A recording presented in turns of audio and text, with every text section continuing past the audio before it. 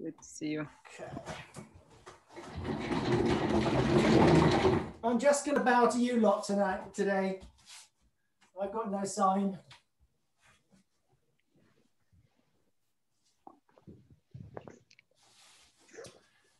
So we're going to start with the centering. So if you'd like to sit comfortably or sit in Cesar or stand or whatever works for you, just make sure that your posture's good. So if you're sitting, you've got a nice straight back. If you're in Cesar, then that's fine, straight back. Don't be too uncomfortable, whatever works for you. Okay, so you can shut your eyes.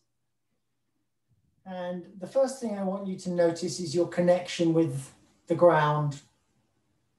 So for me, it's the underneath of my legs and the tops of my feet. And I can feel the warmth of this yoga mat underneath me. And I can feel my weight sinking into the mat. And I'm going to just relax and sink a little more.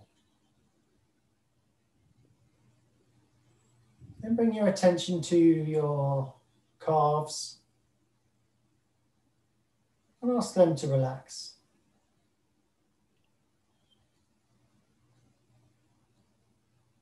And your thighs. Just scan them. Ask for some relaxation.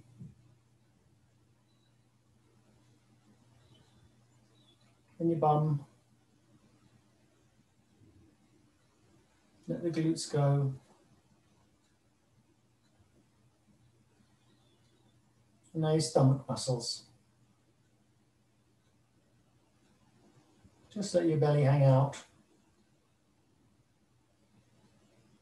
And notice your breathing for a second.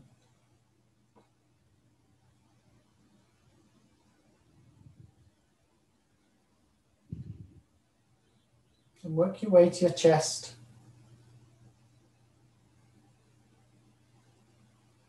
And your shoulders. Let the weight just pour down to the ground.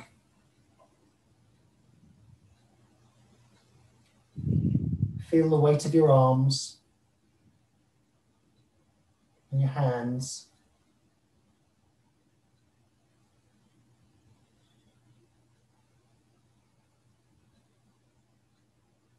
Now come up to your neck.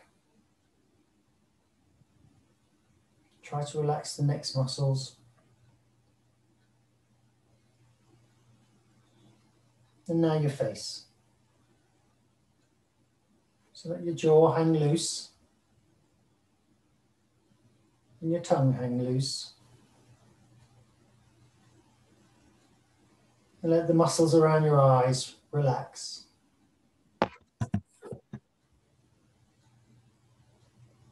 And your forehead relax.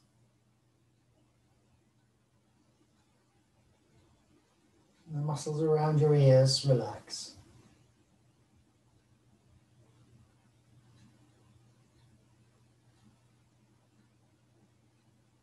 And again, bring your attention back to your breathing.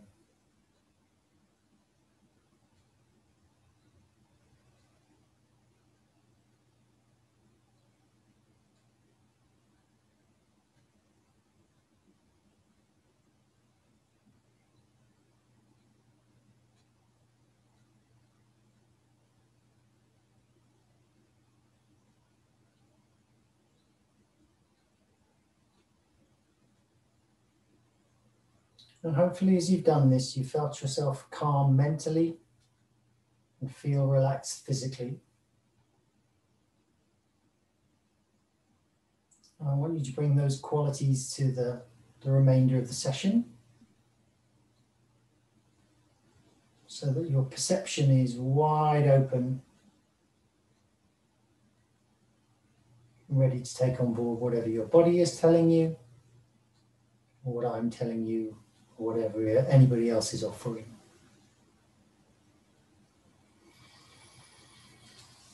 And in your own time, if you can come back to the room, that would be simply marvelous. So, I thought what we would do today is we would look at some aikido movements, but treat them a bit like how you see Tai Chi in the parks in China, where you see groups of people doing this very slow movement. That aspect of Tai Chi is Qigong, commonly known as. But the exercise forms do relate to the martial forms. So when they're practicing these slow movements, it's not just for the sake of the slow movement, it's because it does relate to the martial technique. So we're going to treat our martial technique exercises as kind of a health exercise, if you like. But, you know, we're trying to make the shapes of the martial movement as well. So I'll kind of demonstrate one. And then in your own time, you're going to take you can either copy my move, or you can take a favorite move and just work through it. So I really want you to be doing it slowly and paying attention to what's going on in your body as you're doing it. Maybe notice your breath as you're doing it. Notice your balance as you're doing it. Notice when you're doing it slowly, maybe the gaps you have as to what happens next. Maybe there are times where you've done a technique where you just rush through that part. Don't think what it is that you should be doing. Notice the bits that don't feel quite right.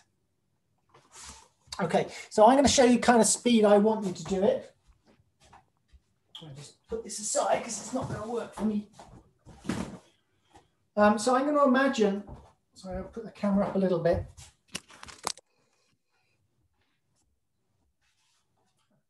Got to be careful I don't fall down the stairs.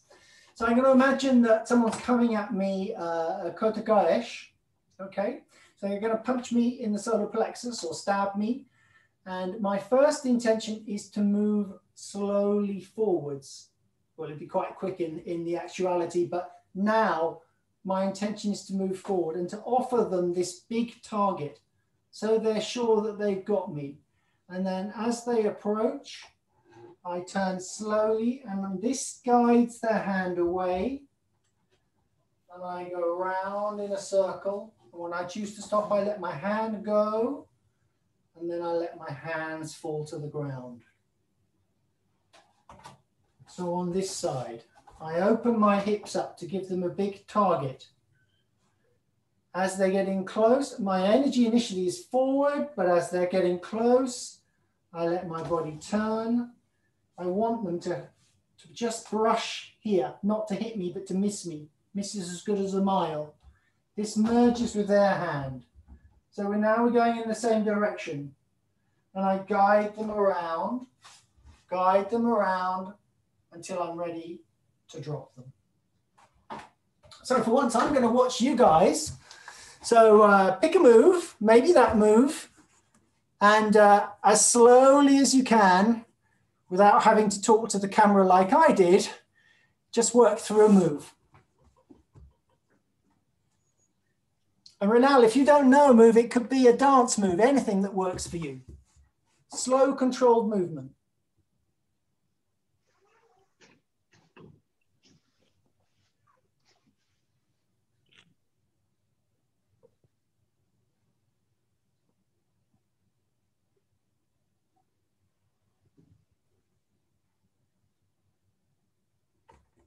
So Joe, even slower.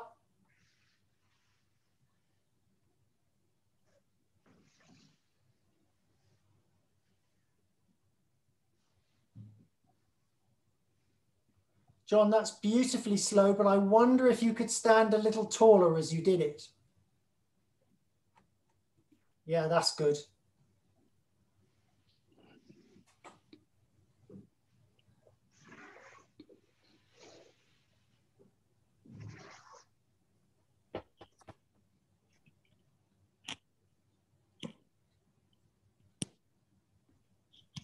So every bit, Joe, slow. So that last bit, you speed it up. Nice and slow throughout. One pace.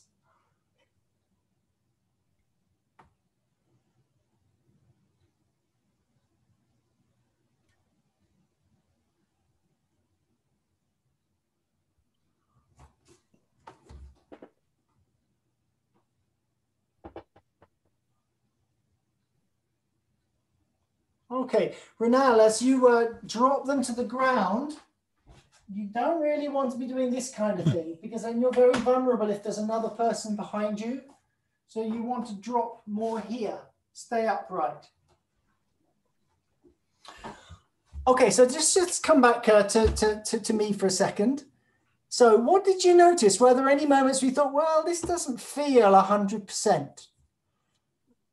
Like, for instance, Renal, when I said to you, you know, you shouldn't really bend over, now you think about it, how did it feel as you were doing that? How did it feel when I was bending over?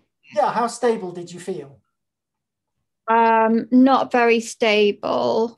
I was focusing more on being slow.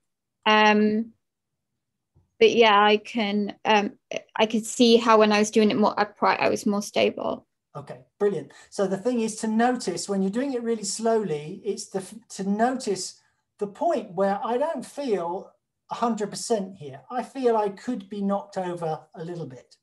Yeah. And then if you feel you're off balance, guess what? You probably are off balance. So what do you need to adjust to keep on balance? So let your body be the guide. If I'm not there, what could you do that meant that that didn't have to happen? So for example, rather than doing this, if you had to go to the mat, well, maybe you could go down like that. Yeah. What about anybody else? What did they notice? Joe. Okay, sorry. I was doing the Yokomenuchi Kotegaishi, and because I remember I had a little struggle of changing hands without losing the contact. And I was doing very slow, and that I noticed that for not losing the context, the contact, I was tensing a lot my arms. So I was really taking care, and I got tensed. Well, interesting that you got tense even without a partner there. So maybe try focusing on your breathing as you're doing it this time, so that maybe that helps you not get tense. So focus on long, slow breathing as you're doing the exercise. Anybody else got something for me?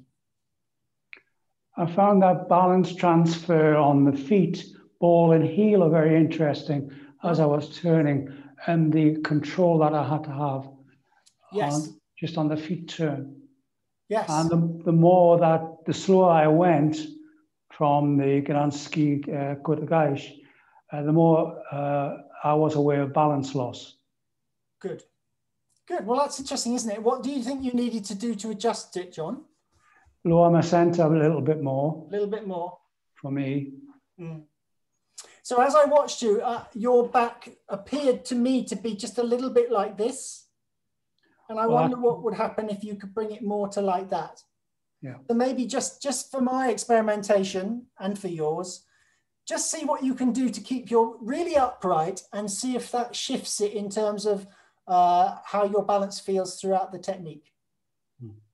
Okay, anybody else got something for me? Okay, so if it was great for you, then I want you to imagine, really to imagine that you're blending with a partner now. So this is not just you on your own. You've got to imagine that you're blending with this partner's energy, and you're working with them throughout this and trying to stay with them throughout. So the only way it can work if you're doing this really slowly is if you've got an attacker who's attacking you really slowly, because you're looking for a blend of energies, okay? If they were coming at you fast, you'd have to go fast. But for the sake of the practice, their energy is constant. It's coming forwards at all times, but it's slow at the pace that you want to work, okay? So go back to the move that you were doing, and let's see what we can find this time.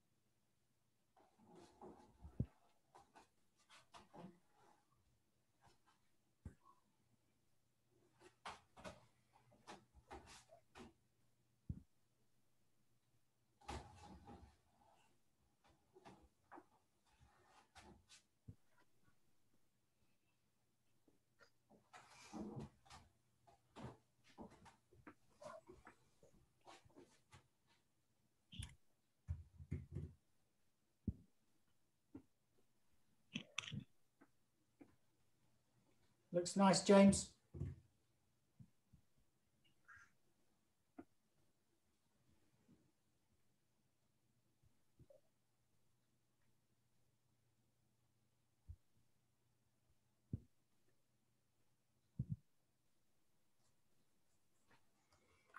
Okay, so in your own time, again, come back to me.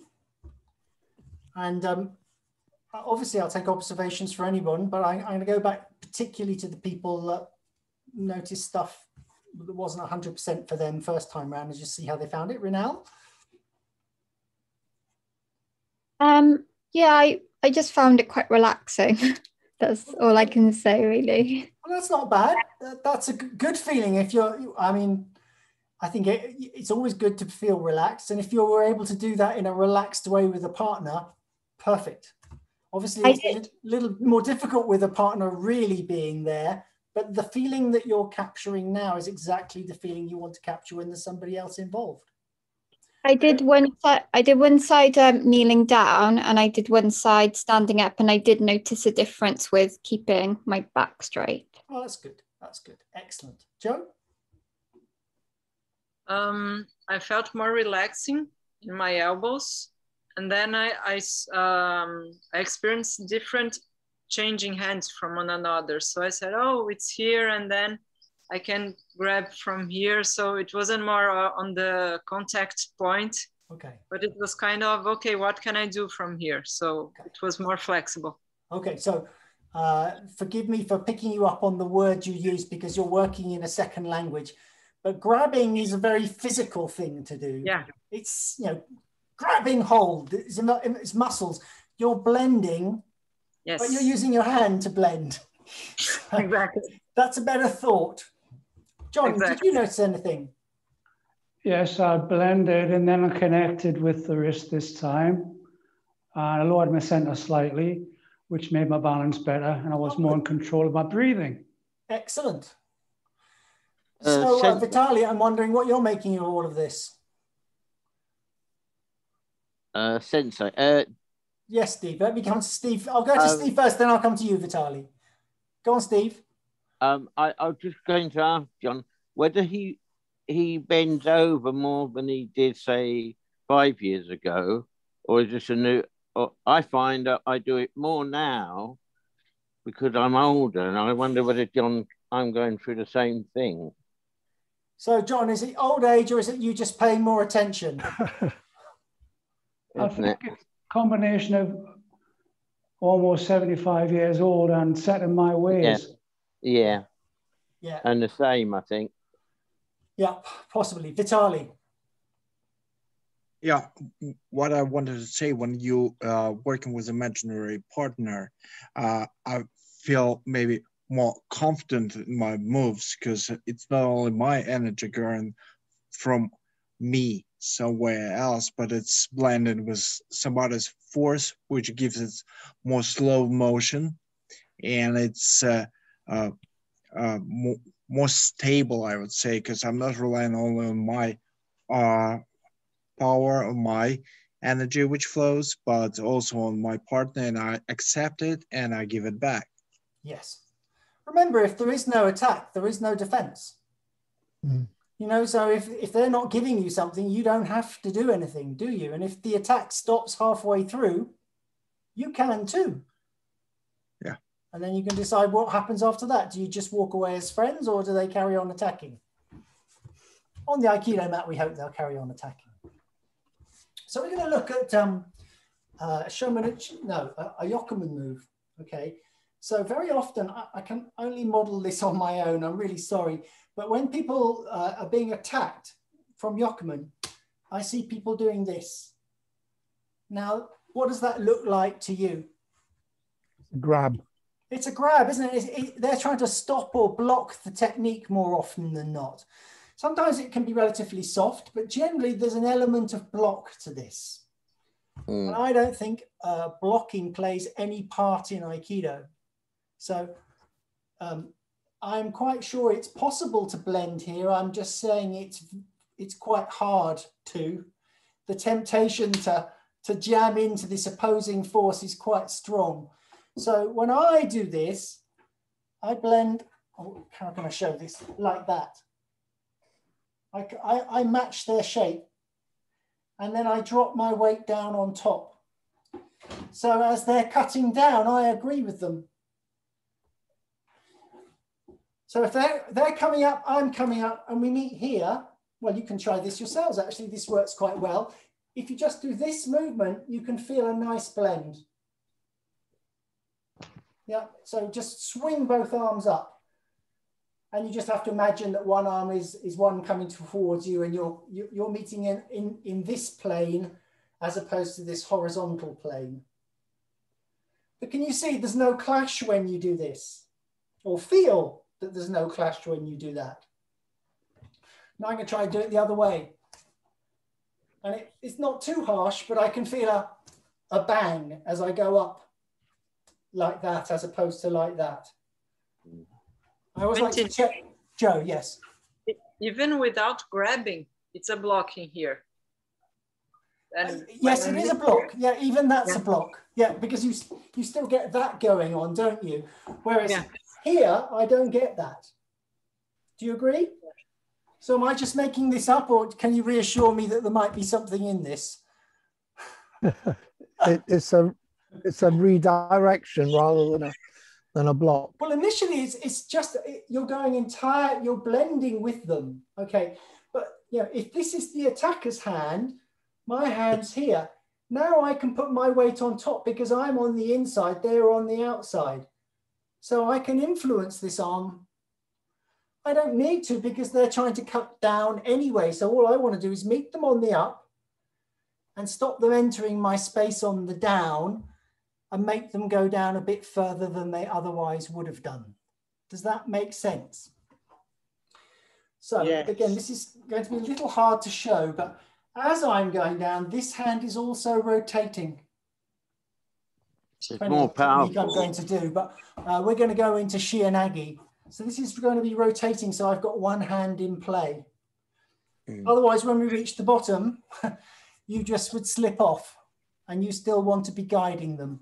So this is going to drop down and it comes into this place here. Tell me if you can see that.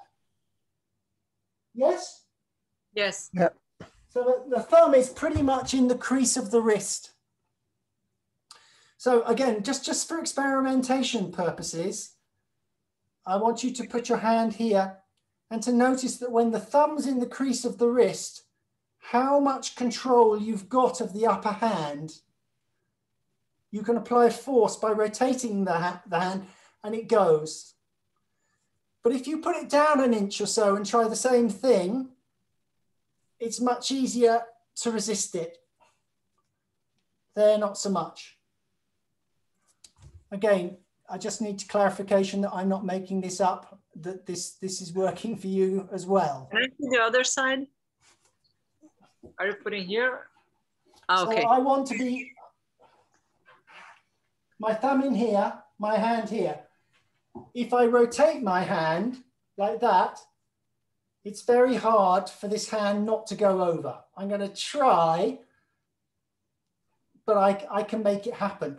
If I lower the thumb just a bit, so it's not here anymore, it's here. Now, if I want to resist it, I can. Yeah. So when you see people grab like this, you know they're doing it wrong. There's no blend on that. That's just attaching themselves in a really physical way. My Kotagaish, you're going to end up there every time. You will. So I'm imagining it's Yokomen there. I'm opening myself up. This time I'm not square on because they wouldn't attack me around the side. I want to say, oh, look, there's a target there. As they come up, I come up. As they cut down, I'm blending and I'm leading them round into a Shianagi. So I blend. They're cutting down, so I drop. See, I keep this space here, so they can't come in here. It's going to protect me. Then my other hand comes in to take, and I drop down behind their back.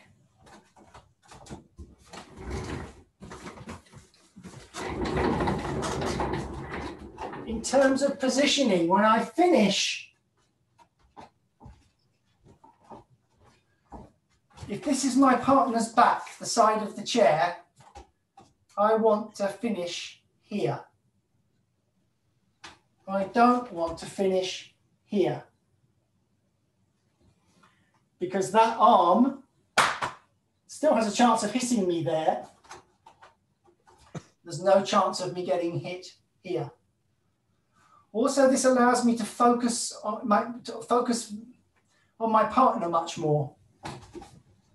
This is a position of opposition. They're facing that way and I'm facing this way. Now I can join with them. They're there right in front of me. And for me, although the hand may be dropping down behind their back, I'm actually dropping my feeling down through their body. So I go down through the head, down through the back, all the way to their feet. So that's what I'm thinking as I'm dropping the hand. Yeah. Okay. Notice I don't pull the hand. It's a drop. So I can have just one hold like that. And I'd still feel very happy to drop somebody from there. I don't need to hold them hard. And I certainly don't need to yank them, because I've led their ki to that point. Yeah? Yeah. Okay, would you like to try it?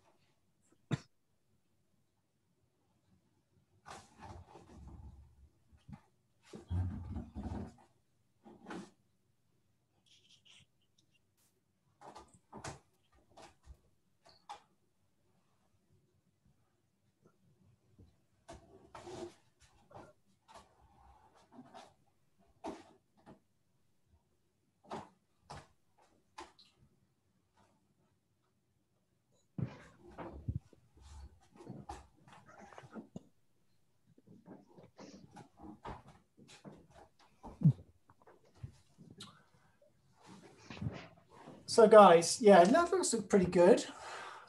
So as your hands are dropping, where are they in relation to your body? Your center. Exactly. And when you were doing, maybe if you were doing the Kotegaeshi earlier, Joe, where are your hands in relation to your body? Down here, I think so. Maybe in the center, maybe. I don't know if all of them. I hope so. I'm sure it was. Yeah, so it's a common theme, okay, that you're not ever kind of doing this or doing that. You're always operating on this line. If it's Kotegaeshi, it's down this line. If it's Shianagi, it's down this line. If you're doing a Shomanuchi, you would be attacking that line. Yeah. When you're doing things like Ikkyo, it's the center line that you're attacking. So anything you noticed when you were trying that? I noticed that Shiranagi donates 4-corner cut, and you were using 4 corners. Majority of people only go to 3 corners and then try to drop. That ends up using bodily strength. But the 4th element that you've done is the one that drops them. 4-corner cut. So again, putting my chair in as my uke, a very pliable uke. Okay. So where the arm and my leg meet, that is the center of us. But the center of the movement is this outside foot. So that's the bit that I'm circling around. I'm circling around this outside foot. So if I were doing this with a very quick attack, it would be a pivot like that. I just pivot my foot and I would go down. I wouldn't go walking around the garden like we've just done. And it's really important to notice that, because often people think the first movement is this center of the partnership, which is here. I'm now vulnerable to being hit in the back, aren't I? Yeah, if I go inside leg next to the partner first, and then I have to take a step with this one, and then I go around in a circle. I become very exposed. Whereas actually, if I am going to move this back leg rather than pivot, I will go backwards so that I'm immediately behind them, so that I'm safe. Yeah. And in the end, my circle around the outside of, because I'm nearer the center of the movement, my outside thigh, than my partner is. So if they're traveling around me, this is a much bigger circle than the distance I have to travel. Does that make sense? So who's going to get to the end first? I am. So if in the center, I only have a small distance to travel, in the end, they just run onto the shienagi. I don't have to pull at all. They're going to do it for me, because as they keep struggling to get around, they lose their balance more and more. And in the end, you're just helping them to the ground. You really don't have to pull or yank or really drop. You're just following their drop in actual fact. Does that make sense? Yep. Okay. Any other observations from anybody else? Just a quick one. If you see the shienagi move as a series of sword cuts, the final cut is always on your partner, not away from your partner. Yes. Well, and perhaps that's so, you know, if I'm chopping down their back, I'm not doing much to them, am I? And I don't literally want to hit them with a sword, but my mind, it is like a sword cut going through them.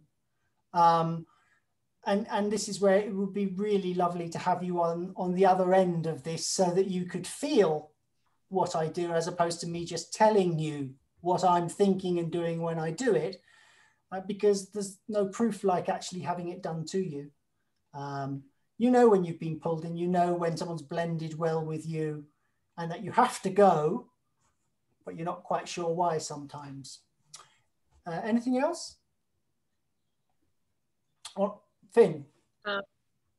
So I'm finding this really, really useful, just to think about where I'm unbalanced and where in the technique I'm not in balance, and when I'm relying on my own control and when I'm relying on the impetus from Yuki. But Yes. it's really helpful to actually to have to imagine it and will the technique.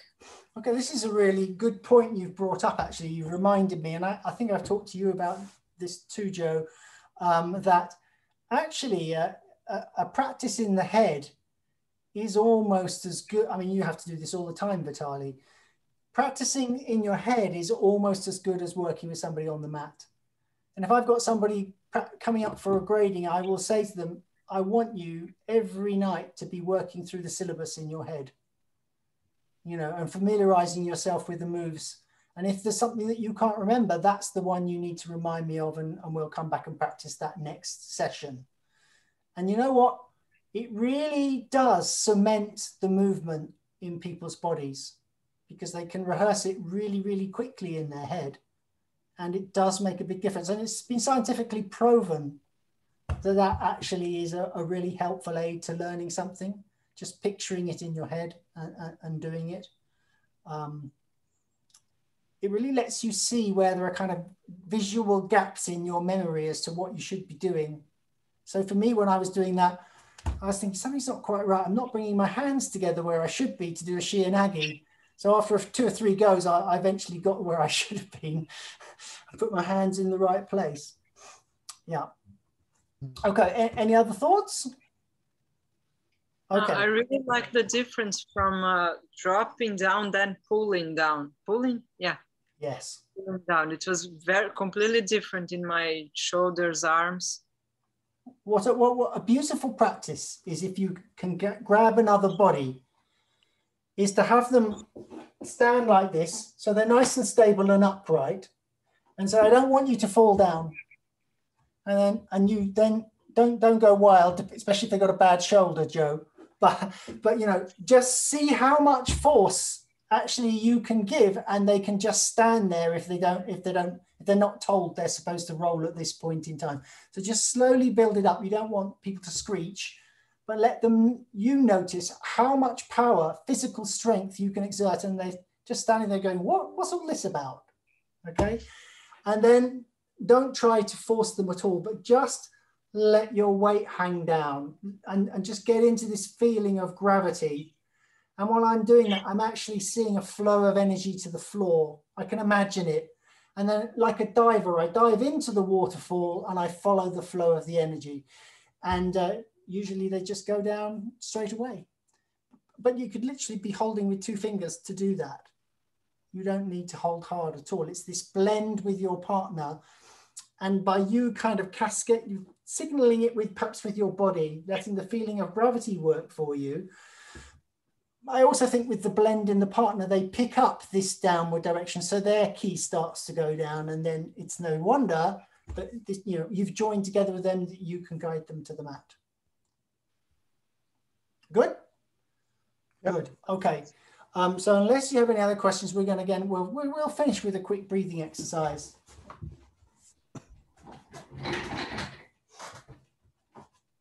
So we did this the other day, but I'm sure you won't mind if we do it again.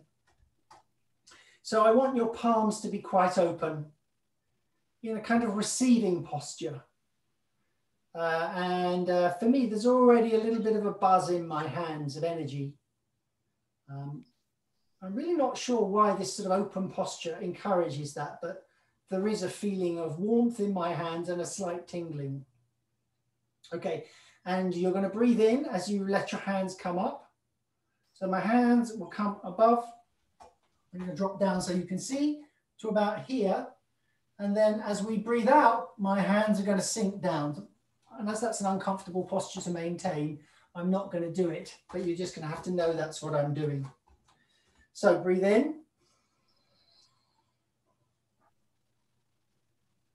And out. Imagine you're compressing energy down. And if you do want to sink down like Ronald did, do. But make sure you don't end up going like this. Only go so far down as you can maintain a straight posture.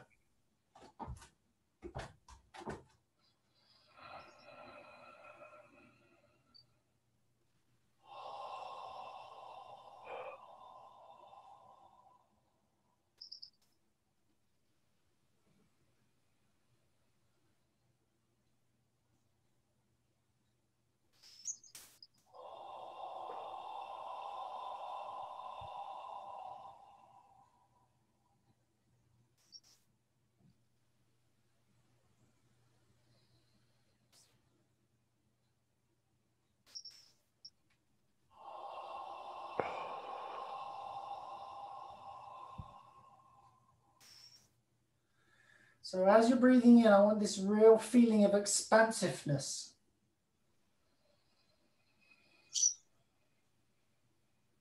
And then as you're joining together at the top, and then letting gravity work for you.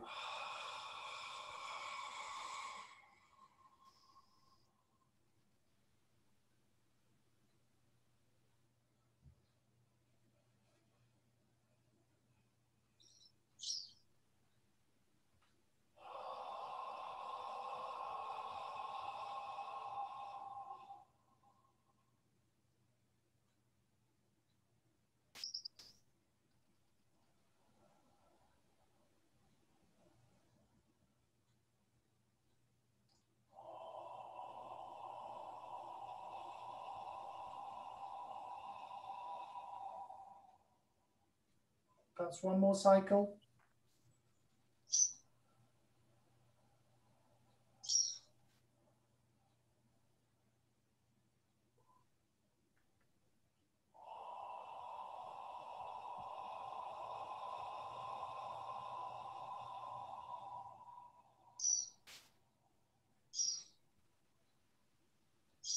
Finish in the open position. And let's just imagine that we're all forming a circle and linking together.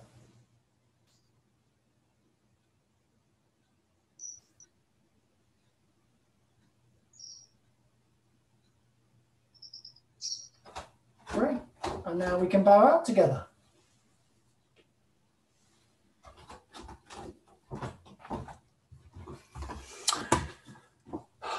So, any final questions or thoughts?